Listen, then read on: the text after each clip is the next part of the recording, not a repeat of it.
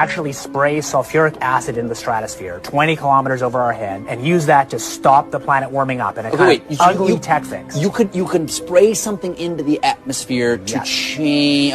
Spray pollution into the atmosphere to stop it warming. How do you do this? You start with a fleet of modified business jets and say 20,000 tons of sulfuric acid into the stratosphere every year. And each year you have to put a little more.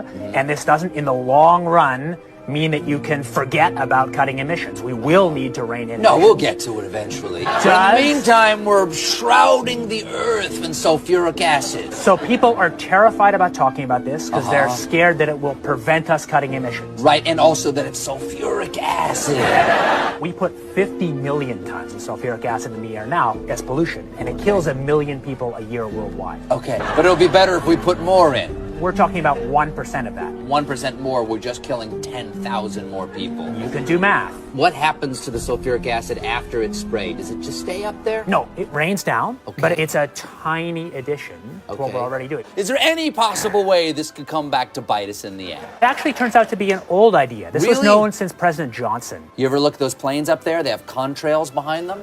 Maybe all those planes with the contrails, maybe they're actually spraying chemicals into the atmosphere right now and Uncle Sam isn't telling us. Seems extremely unlikely. That the United States is not telling something to its citizens, that seems extremely likely to me.